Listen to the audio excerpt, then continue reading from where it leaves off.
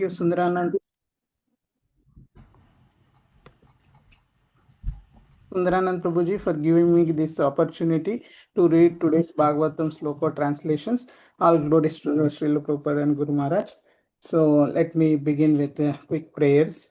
Om Namo Bhagavate Vasudevaya. Om Namo Bhagavate Vasudevaya. Om Namo Bhagavate Vasudevaya. Narayanam Namaskritya Naram Chaiva Narottamam देवीं सरस्वतीं व्यासं ततो जयम् उदीरयत् नष्टप्रायेषु अभद्रेषु नित्यं भागवत सेवया भगवते उत्तमश्लोके भक्तिर्भवति नैष्टिकी नमो ओं विष्णुपदाय कृष्णपृष्ठाय भूतले श्रीमती भक्तिवेदांत स्वामिनीति नामिने नमस्ते सरस्वते देवी गौरवाणी प्रचारिणे निर्विशेषे शून्यवादे पाश्चात्यदेशतारिणे जय श्री कृष्ण चैतन्य प्रभु नित्यानंद श्री अद्वैत गदाधरा श्रीवासादि गौर भक्त वृंदा हरे Krishna Krishna Krishna Hare Hare Hare Ram Ram Ram Hare Hare Hare Krishna Krishna Krishna Hare Hare Hare Ram Ram Ram Hare Hare Hare Krishna Krishna Krishna Hare Hare Hare Ram Ram Ram Hare Hare. Today we are reading from Canto 10, the Samam Bonam, chapter 49, Akrura's mission in Astinapura, from slokas 16 to 31. Sloka 16, the ardent affection King Rashtra felt for his sons had made him act unjustly toward the Pandavas. Just before leaving, Akrura approached the king, who was seated among his friends and supporters, and related to him the message that his relatives, Lord Krishna and Lord Balrama, had sent out of friendship. Sloka 17, Akrura said, O my dear son of Vichitravirya, O enhancer of the Kuru's glory, your brother Pandu having passed away, you have now assumed the royal throne. Sloka 18, by religiously protecting the earth, delighting your subjects with your noble character, and treating all your relatives equally, you will surely achieve success and glory. Sloka 19. If you act otherwise, however, people will condemn you in this world, and in the next life you will enter the darkness of hell. Remain equally disposed, therefore, towards Pandu's son and your own. Sloka 20. In this world, no one has any permanent relationship with anyone else. O king, we cannot stay forever even with our own body. What to speak of our wife, children, and the rest? Sloka 21. Every creature is born alone and dies alone, and alone one experiences the just rewards of his good and evil deeds. Sloka 22nd. In the guise of other dependents, strangers steal the sinfully acquired wealth of a foolish man, just as the offspring of a fish drink up the water that sustains the fish. Sloka 23. A fool indulges in sin to maintain his life, wealth, and children and other relatives, for he thinks these things are mine. In the end, however, these very things all abandon him, leaving him frustrated. Sloka 24. Abandoned by his so-called dependents, ignorant of the actual goal of life, indifferent to his real duty, and having failed to fulfill his purposes, the foolish soul enters the blindness of hell, taking his sinful reactions with him. Sloka 25. Therefore, O king, looking upon this world as a dream, a magician's illusion, or a fight of a fancy, please control your mind with intelligence and become equipoised and peaceful, my lord. Sloka 26. Dhritarashtra said, O master of charity, I can never be satisfied while hearing you auspicious words. Indeed, I am like a mortal who has obtained the nectar of the gods. Sloka 27.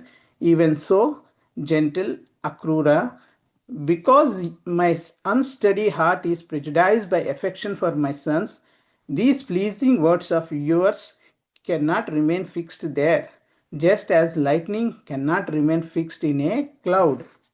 Sloka 28. Who can defy the injunctions of the Supreme Lord, who has now descended in the Edu dynasty to diminish the earth's burden? Sloka 29. I offer my obeisances to him, the Supreme Personality of Godhead, who creates this universe by the inconceivable activity of his material energy and then distributes the various modes of nature by entering within the creation. From him, the meaning of whose pastimes is unfathomable, come both the entangling cycle of birth and death and the process of deliverance from it.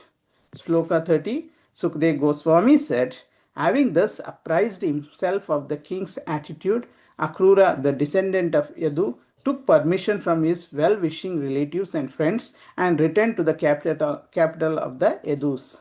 Sloka 31, Akrura reported to Lord Balarama and Lord Krishna how Dhritarashtra was behaving towards the Pandavas. Thus, O descendant of the Kurus, he fulfilled the purpose for which he had been sent. This is the end of 49th sloka. Now, Krishna Venu Prabhuji will continue with the overview of these quotes. Please take over call this, Prabhuji. Hare Krishna. Hare Krishna. Thank you, Kiran Prabhuji, for reading for today's Bhagavatam section slokas translation. And thank you all for joining. And thank you, Sundarananda Prabhu, for giving this opportunity to share few points from the purports of today's Bhagavatam section slokas translations and purports for my own purification. So today we are reading from Srimad Bhagavatam, Canto 10, Chapter 49, Akrura's mission in Hastinapura, from slokas 16 to 31. So we'll start with prayers. Om Ajnanatimirandasya Jnananjana Salakaya Chakshurunmilitam Yena Tasmai Sri Gurave Namaha. Namo Vishnupadaya Krishna Preshtaya Bhutale Srimate Bhaktivedanta Swaminiti Namane. Namaste Saraswati Deve Gauravani Pracharini Nirvishesha Sunyavadi Pachatta Deshatarani. Jai Sri Krishna Chaitanya Prabhu Nityananda Sri Advaita Gadadhara Srivasadi Gaura Bhaktarunda. Hare Krishna Krishna Krishna Hare Hare Hare Rama Rama Rama Hare Hare. Just to give a background, so in the last chapter we heard how Krishna pleased his dear devotees by visiting them. So he first visited Trivakra, so known as Kubja, and then spent some time with her and fulfilled her desire. Then he visited Akrura and pleased him also. So then Lord Krishna, he requested Akrura to go to Hastinapur and to see how the Pandavas are doing. So in the last section of this chapter, His Grace Sundarananda Prabhu nicely summarized how Akrura went to Hastinapur and met the Kauravas and Pandavas, then to see how the things are going on, how Dhritarashtra was treating. So he spent there for several months to understand how the things are going on there. And then Vidura and Kunti Devi, so they described to Akrura how Duryodhana and Party are envious of their sons Pandavas and tried to destroy them in various ways. So like that, and Kunti Devi also with tearful eyes. So he mentioned to Akrura, so whether their parents and relatives in Madura, would they think about them, or will Krishna ever come to them to console? So then she also chanted Krishna's name, expressing her surrender to the Supreme Lord. Then we heard how Akrura assured Mother Kunti Devi that their sons are born from the demigods, so there is no reason to expect that any misfortune will come to them. So and he solicited them and asked them to be confident that soon all good fortune will come to them like that. So we'll continue from 16th sloka today. So in the 16th sloka we see that Akrura understood that Dhritarashtra is acting unjustly towards Pandavas, Vishamam biased. For what reason? Because he has a ardent affection to their own sons, to his own sons, Lalasam. And we also heard by this time the Duryodhana and party were attempt to kill Pandavas various ways, like poisoning Bhima and throwing him in Ganges. Though King Dhritarashtra knows these things, but he couldn't do anything because of his strong affection for his sons. So that's why devotees sometimes mentions that so Dhritarashtra is not only physically blind, but he is also blind with respect to the morality and spirituality. So that's why Akrura here he wanted to give the message that his relatives Lord Krishna and Lord Balarama sent out in friendship, Sahurda. So he wanted to give that. So in the next sloka onwards we see how Akrura is delivering that message.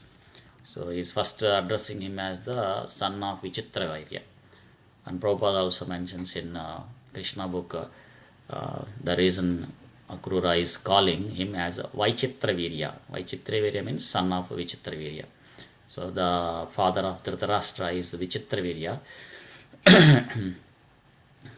Though his father is Vichitravirya, but actually he was born from Vyasadeva. Because in those days, so when the the husband unable to get a man is unable to get a child through his wife, then he could take the help of his brother to get a son or a daughter from his own wife. So Devarena Sutopattihi. So that system was there. Of course, in Kali Yuga, that system is forbidden. It's not recommended. So that's why here Akrura is calling him Vaichitravirya sarcastically, saying that, though he was the Vichitravirya is his father, but he is not his own real father. The father is Vyasadeva. He was born through Vyasadeva. So how he is claiming as the son of Vichitravirya. So similarly, here he is pointing that Dhritarashtra is falsely claiming the throne, though it is really belongs to the Pandu Maharaj, because Pandu Maharaj was made the king. He went to the forest, keeping Dhritarashtra as the take care of, so just for time being. So of course Pandu Maharaj left the body, and Pandavas were very small, very young, so they are not in a position to take over the government. So that's why Dhritarashtra was put into that position to take care, not to permanently stay there. But though the Pandavas are grown up and eligible to or qualified to rule over the kingdom, but Dhritarashtra is not giving that kingdom to Pandavas. So that's why here he is calling as Vaichitravirya, sarcastically. And he is also saying that your brother Pandus having passed away, we have now assumed the royal throne. So, but it is really belong to the Pandavas.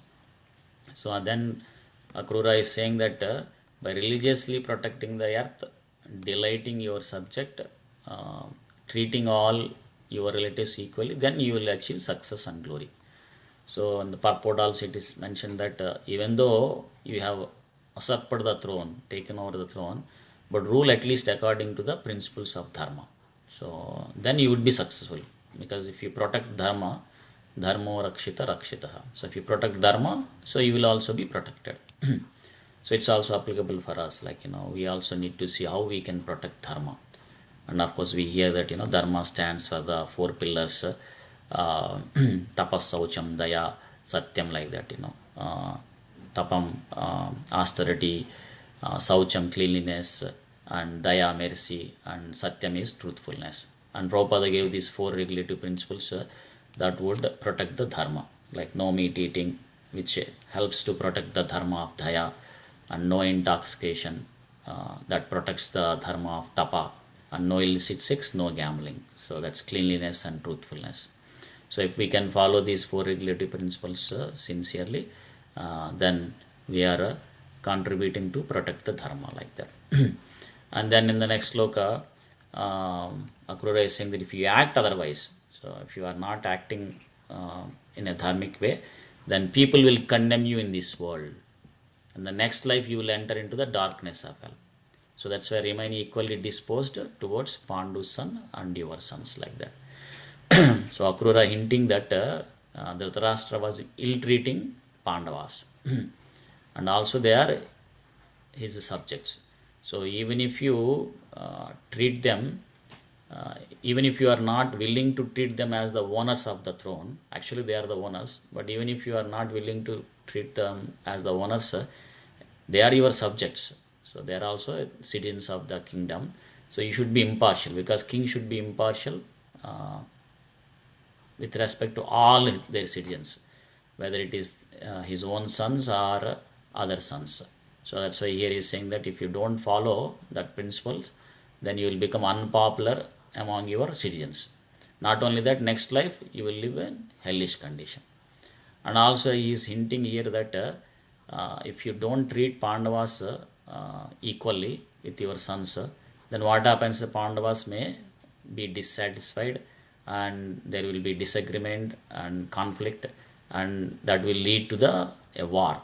So when the war comes, then because dharma is on the side of Pandavas, obviously they will become victorious, and all your sons will be killed. So this is the prophecy that Akrura is giving to Dhritarashtra Maharaj. So that's how Krishna, in the Krishna book, Prabhupada mentions. And in the next sloka, is also giving the philosophy, saying that there is no one permanent relationship within anyone else. So we cannot stay forever even with our own body. Then what to speak of our wife, children, and rest? Alright. So this is very wonderful. In Bhagavad Gita also we see that this material world is temporary, ashashvatam.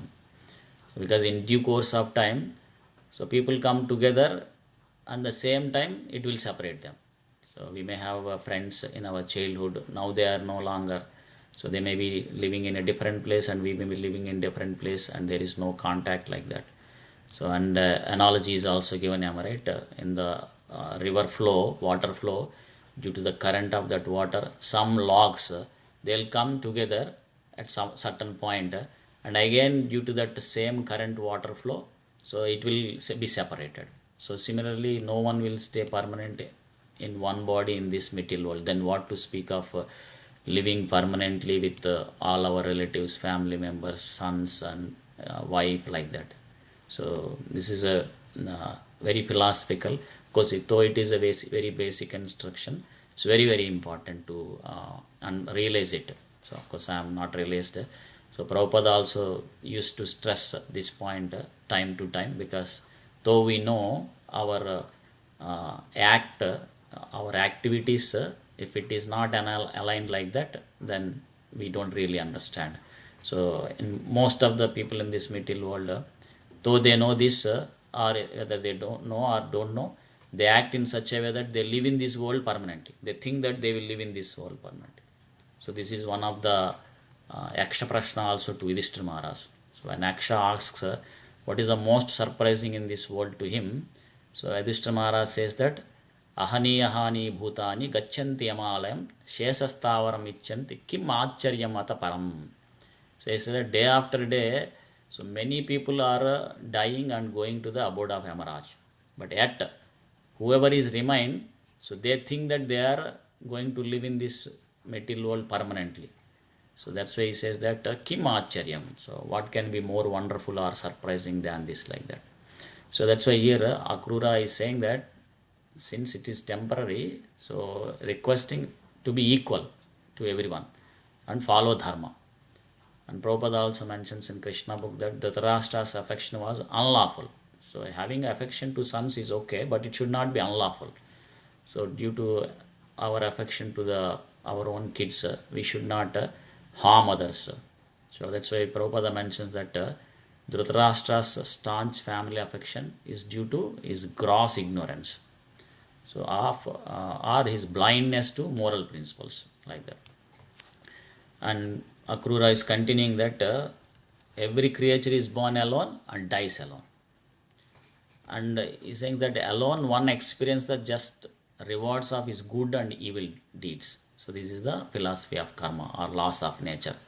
So for every action there is an opposite and equal reaction, am I right? So whatever the actions we have performed, we will get the opposite and equal reactions.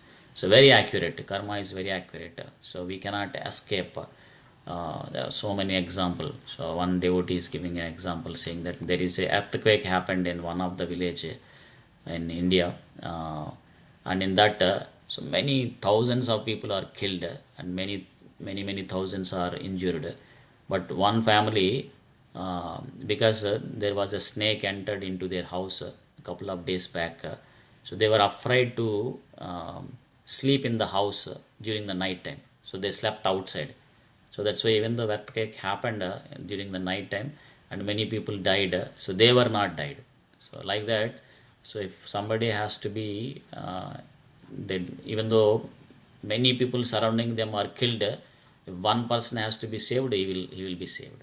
So so that's why here he is saying that uh, one experience rewards of his good and evil deeds. So we only experience, not that even though we are working very hard for the other family members' satisfaction, and if you to make them happy, and we are indulging in sinful activities, then we will only get the reactions.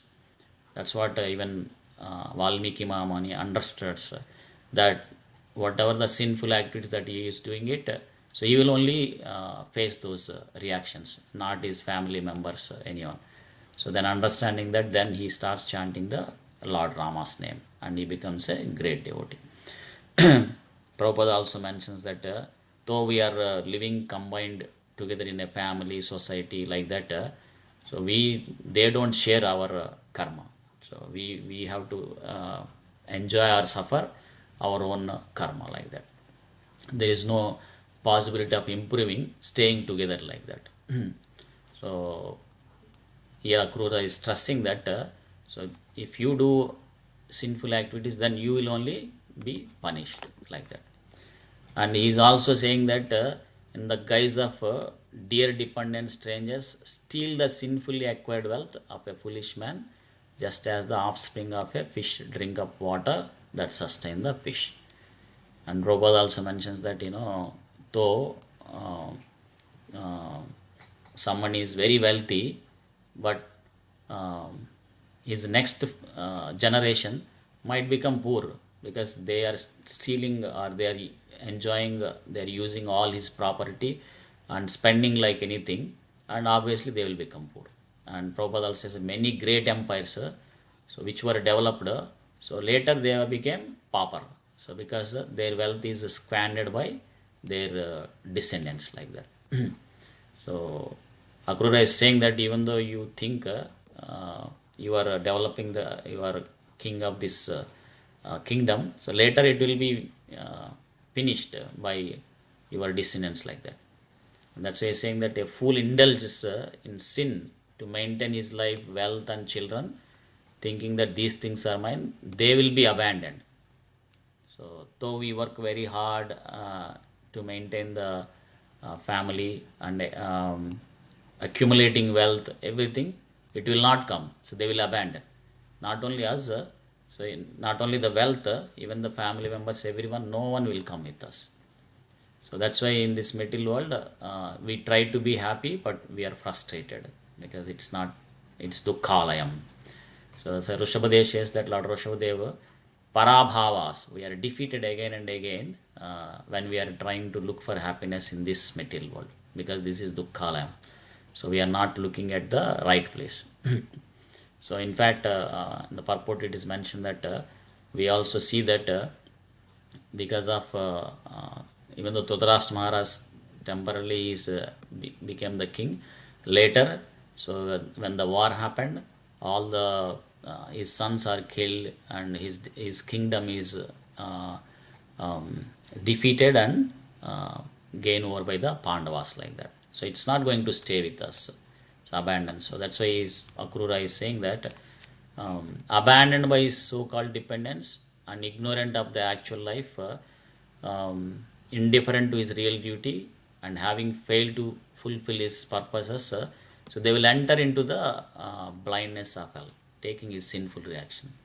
So whoever performs sinful reactions, sinful activities, so then they will go to the abode of Yamaraj. So Gachanti Yamalayam. So they'll go to the Yamaloka, and then there will be they'll go through the punishments, suffering. So that's when the purport it's mentioned that so if if we cultivate Krishna consciousness and practice this spiritual life the way that Srila Prabhupada gave, chanting this Hare Krishna Mahamantra, Hare Krishna, Krishna Krishna, Hare Hare, Hare Ram, Ram Ram, Hare Hare, then our next life also, in this life we will be happy, and next life will enriched with many spiritual assets and enjoy the constant bliss like that.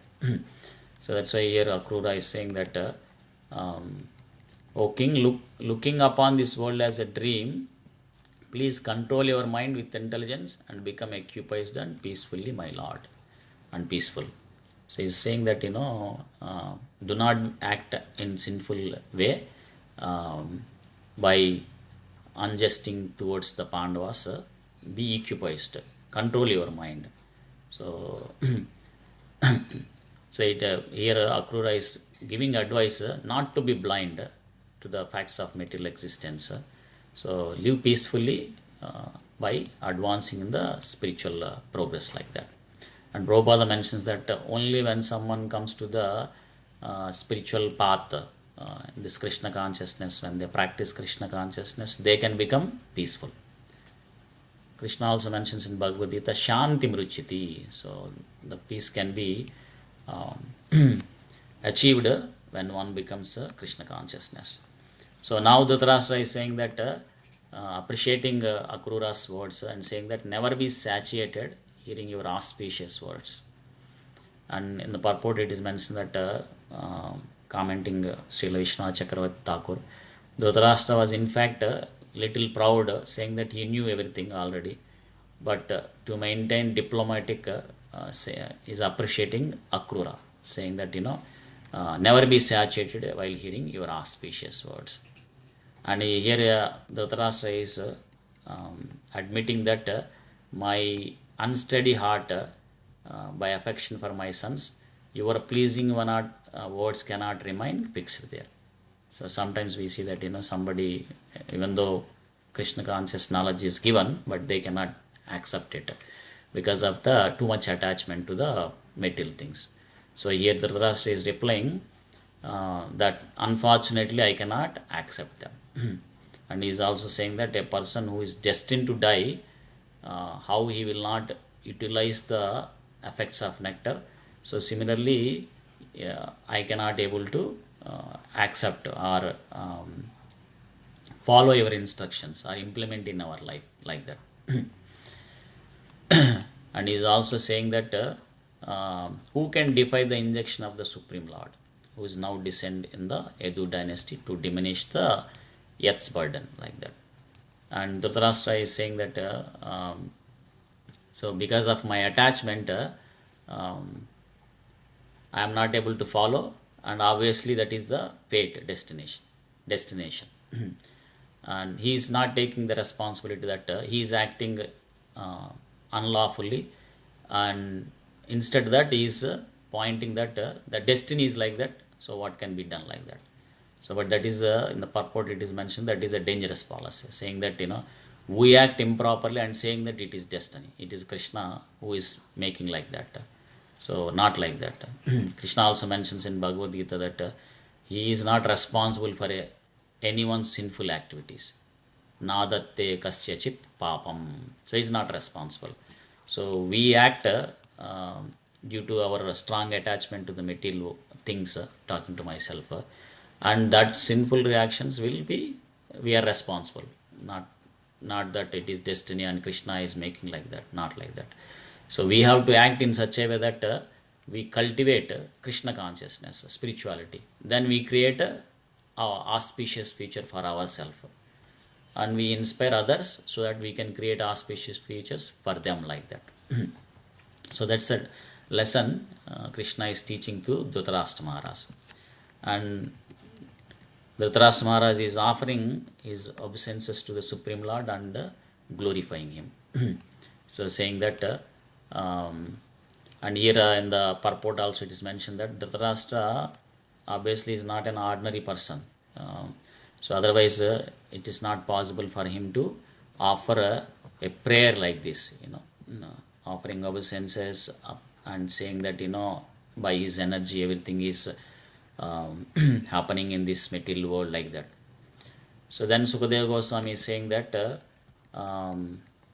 having thus surprised himself to the king's attitude, Akrura then he took permission from his well-wishing relatives and friends, and then he returned to the Mathura city, capital of the Yadavas.